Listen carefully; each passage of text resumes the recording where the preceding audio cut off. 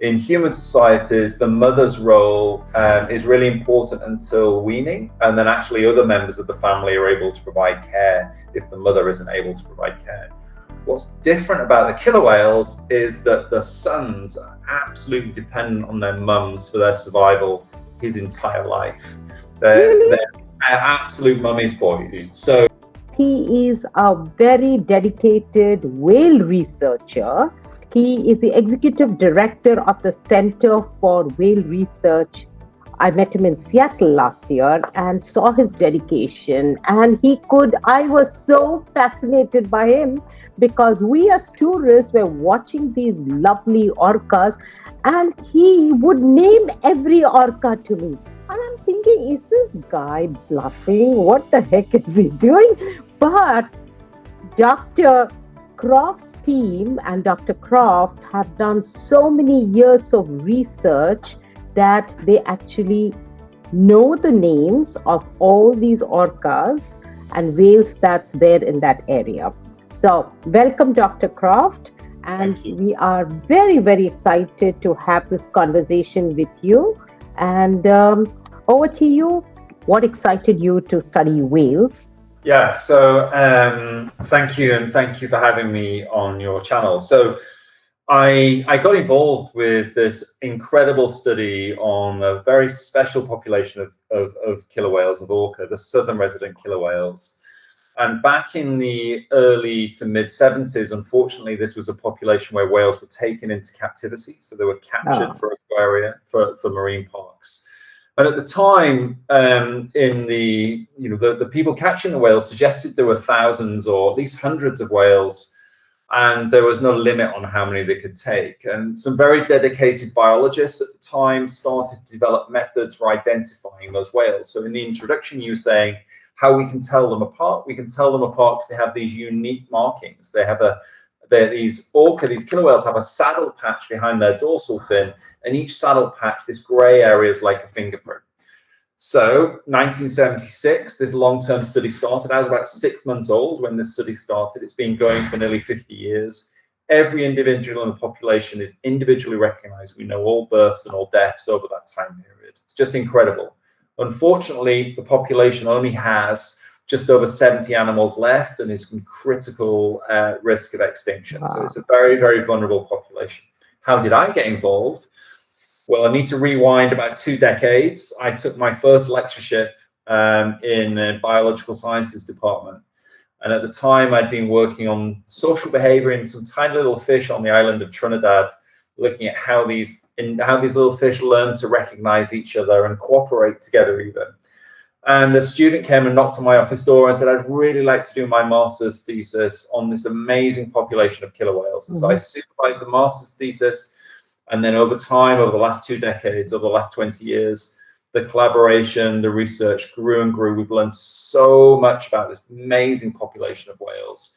And then sadly, the founder of the organization, Ken Balcom, who started this work in the 70s, he passed away a couple of years ago. So I've stepped in to help the nonprofit organization, Center for Whale Research, continue into the future.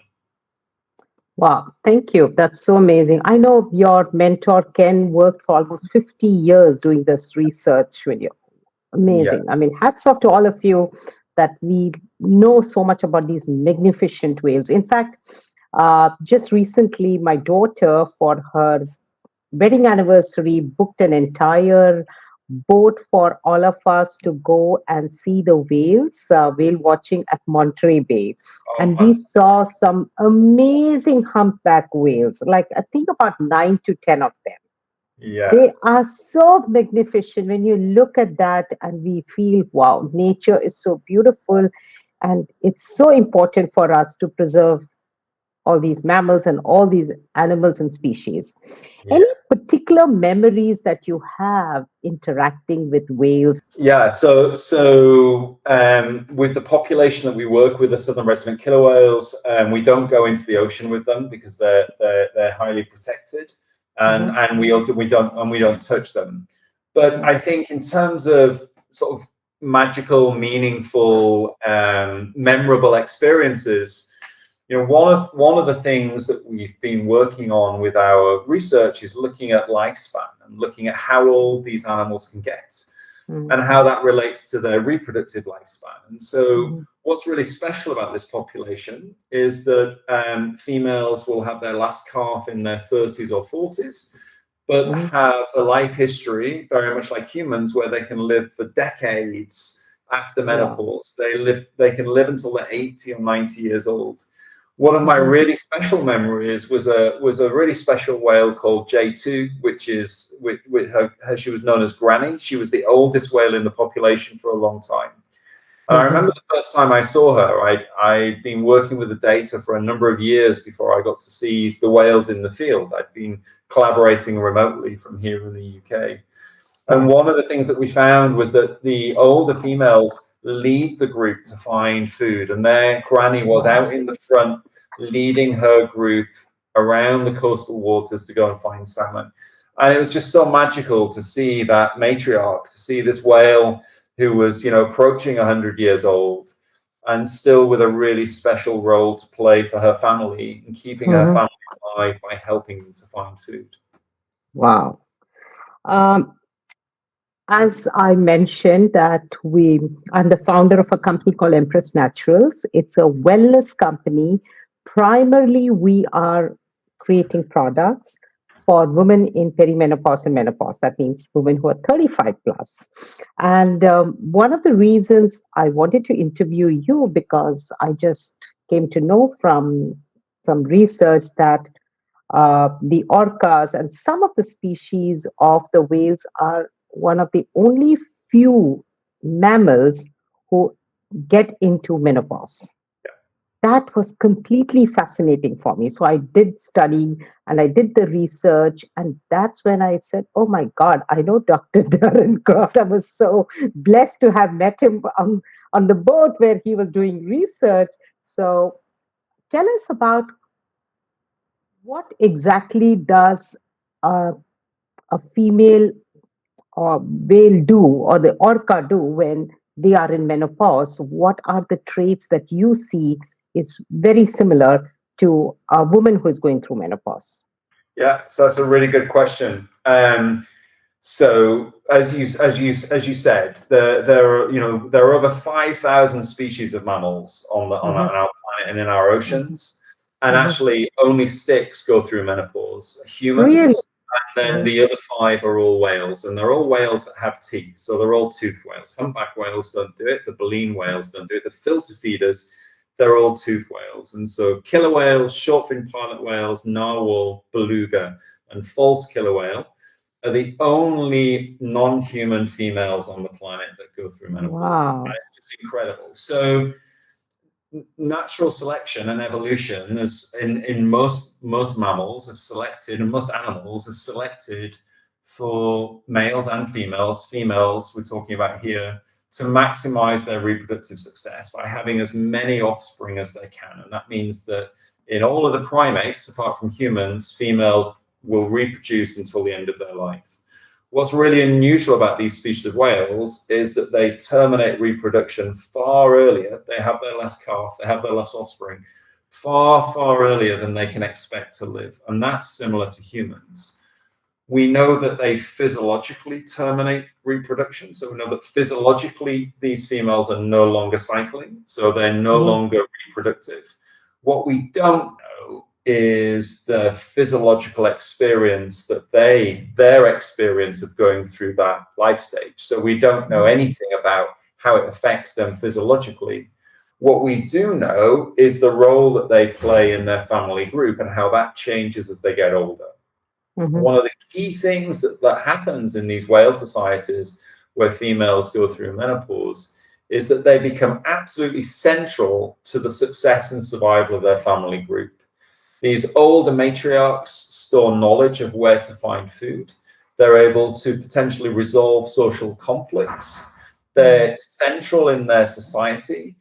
And if they die, their offspring and grand offspring have an increased risk of dying in the following year. They actively help their group find food. Not only that, they share the food that they're finding with their family group.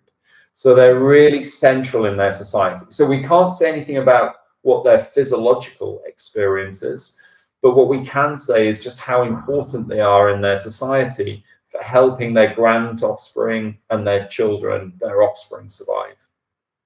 This is so true with human society as well. I mean, invariably, of course, I'm not underestimating or undermining the value of the grandfather also in the family circle. But invariably, like, I mean, just an example, like my sister is right now in UK there to take care of her newborn. Yeah. Now, of course, my niece can take care of the baby on her own, but having the grandmother there is a big support system to take care of the older sibling while the mother can take care of the infant child. Yeah. So you see this pattern also amongst the killer whales and the orcas? Yes. So, and actually, in humans, there Mhm. are three key kind of hypotheses proposed for why we've evolved menopause. Mhm. And I guess the two main ones, or the main one, the main driving one at the moment, is that these grandmother benefits, that by grandmothers helping their offspring reproduce and provide care for the grand offspring, it can increase the survival of the grand offspring. There's also another hypothesis, which is actually it's mothers helping to care for their last dependent offspring, and that doesn't seem to be important. That doesn't seem to be important in humans. Actually, in human societies, the mother's role is really important until weaning, and then actually other members of the family are able to provide care if the mother isn't able to provide care. What's different about the killer whales is that the sons are absolutely dependent on their mums for their survival his entire life. They're Really? absolute mummy's boys. So you can have a 30-year-old male, this really big 30-year-old male killer whale, who's swimming alongside his mum, and his mum's catching fish and feeding him fish. They're dependent on their mums for their survival. So, and that we don't tend to see that in human societies. Thank So in God. human societies, the benefits really through the grand offspring. In the orca societies, the killer whale societies, it really seems to be important that males are with their mums, and mums provide these survival benefits to their sons. So, what about the young female whales? Yeah, the Do really they good. catch their fish on their own? Do they hunt on their own? It's a really good question, and so we haven't done a detailed analysis. We're just doing that now, looking at patterns of foraging. We've been flying drones. The research team has been flying drones over the whales, so we can actually see who's foraging and who's catching fish and who's sharing fish. What we do know what happens is that when females start to get a calf, their own calf, their social bond with their mom weakens. They still live in the same family group. So one thing that's really unusual about all these whales that go through menopause is that they have a very unusual social system where both sons and daughters stay in the family group. So there's no dispersal, or there's very little dispersal if there's any. So they have this matriarchal society where sons and daughters live in their mom's group. And in most mammals, most birds, most insects, there's some dispersal away from the social group. So that's really unusual. Mhm. What happens is that when daughters start to reproduce, they're still in the mom's group, but their relationship with the mom kind of weakens. Okay. There's a reason for that. What happens in reproduction is that males will mate with females from different groups. So when a son has a successful calf, there's no new mouth to feed. Another group rearing that calf. The son has mated with a different family group and then comes back to his mom. If a daughter reproduces, there's another mouth to feed in the family group. There's another calf. That calf is expensive. Like when females are lactating, they need about 40% more salmon. So from an evolutionary perspective, these post-reproductive females can have more grand offspring through their sons. A daughter can only have a calf once every 4 years, whereas a son can have multiple calves in a year with different females in the group. So mums put all of their energy in late life into their adult sons because that's their ticket to maximizing the number of grand offspring that they can have. Wow. So amazing. So, Um, Another question I'd like is what makes menopause in whales so evolutionary and so significant? Yeah, so because it's so rare, because for a long time we thought that menopause in humans, or rather society and in research, there was a big discussion about whether or not it was simply an artifact that we live longer now than we did in the past. And that's not the case. When we look at data from hunter-gatherer societies, so living under natural fertility and natural mortality, we Mhm, see high childhood mortality. So life mhm, expectancy from birth is low. But for children that get over that high mortality and live into their adult phase, then women can expect to live into their past their reproductive years and go through mhm, menopause. So menopause isn't just an artifact as living longer. What's so significant about the whales is that it's the only other example where it occurs. Like I said, there's over 5,000 species of mammals. So why has this evolved? Why is it so rare? We can learn a great deal by asking questions about how menopause has evolved in whales and then mhm, comparing that to patterns of menopause in human populations. And we find the same general mechanisms have driven menopause across these very different species between humans and whales. That it's that where these grandmothers can play a really significant role in helping their family group, helping their group survive, and that can select for living beyond their reproductive years. What's fascinating about the whales is they actually live, these species that go through menopause live 40 years longer than they're wow. expected to given their size and their ecology. So just Mhm, like humans, if we compare our lifespan to our closest living primates, we live longer than our closest living primates. So what's happened evolution as the age at last reproduction hasn't really changed, it's the mhm. total lifespan. So menopause evolved by living longer, and we find the same thing happens in the whales. So it's a really fascinating comparison for us between human evolution and then the evolution in the ocean of these very socially complex species. Wow, that's amazing. Why do you think, as a scientist and researcher, that menopause only evolved in whales but not in most other animals? Yeah, so that's a really good question. So, and if we look at some examples, there are grandmother benefits in other animals that don't go through Mhm. menopause. A great example are elephants. So Yeah. in elephant societies, the matriarchs, they increase the survival of their grand offspring. They are also have ecological knowledge. It's well documented that they know where to find water in times of drought. They know how to resolve social conflict. They also know how to deal with predators. So they provide survival benefits to their family. What's different is, well, there's two key things. One is they don't have their sons with them, so they don't have their sons dispersed, so they leave the family group before they reach sexual maturity. So they Mhm, don't have that mechanism to really invest in those sons, which can maximize the number of grand offspring that they have. They also don't have the same opportunity to help. So a key thing about these whales is they're the fish-eating whales, not the baleen, not the filter feeders. And so in the killer whales, they're catching fish and sharing them with their family group. mhm, In elephant societies, they're browsing and grazing from trees. It's not like they can help their family graze more. They can't mhm, share. Maybe if they could reach the bits that they couldn't reach, they could share them, but they can all browse on the same bush. So they also don't then have, there's two things. They don't have the same social structure. And we think it's the social structure, that really unusual social structure, which is key. But then also there needs to be a mechanism by which these older matriarchs can help and that they can increase the survival of their offspring and grand offspring. There needs to be the opportunity to be able to provide and provision in a way that you can't do if you're reproductive. And so it's not just about sharing knowledge, it's about actively transferring resources. wow, I know. Resource management, right? There is a saying amongst a lot of women that I meet with is, oh my God, menopause signals the end of fertility and youth. And some women get into depression, they get anxious, they don't like this phase of menopause. So, what does your work suggest that it actually marks the beginning of?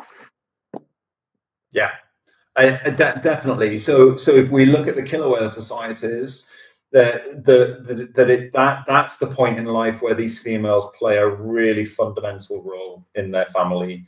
They're switching from a strategy in kind of for the killer whales, for the orca, they're switching from a strategy of having their own offspring to one where they're helping their family group, and they're absolutely fundamental. Without them, their family won't survive. Without them, their descendants will die. It's not simply that they've reached a point where they no longer have a purpose. They have just reached a different point in their life where actually they are then helping others. They're helping that wider family group. And it's really, really important that they're there. And it's really important that they're able to share their knowledge of where to find the fish and all the other important things that they're doing, catching fish, sharing fish, helping support their family survive and reproduce. Wonderful. Is there any evidence of psychological benefits like resilience, calmness in menopausal whales? Like you feel, I mean, I don't know if there's any study to see how their temperament has changed. So it's really tricky because we are not able to do experiments on the whales in the wild. And whales in captivity, unfortunately, it's unfortunate that they've ever been in captivity because they will not express normal behavior. So we can't really learn anything about normal behavior from animals in captivity. All that we do see is the role that they're playing within their society, that they emerge as the leaders, they emerge as the central figures in their society. In terms of their temperament or behavior or changes in behavior through time, well, that's interesting because now the team has been flying a drone, getting video from above for 8 years, and we're collecting more and more data. As that study continues and matures, maybe we will see changes in the behavior through time. Maybe we can start to detect behavioral changes. The difficulty at the moment is our 50-year data are photographs, and so we know who's there, who's with whom. But as this long-term behavioral data from video starts to develop and mature, maybe we can start to detect behavioral differences, especially as we start to use computer vision and AI to be able to track whales in these videos, detect their behavioral patterns, swimming patterns, how they interact with others. Yeah.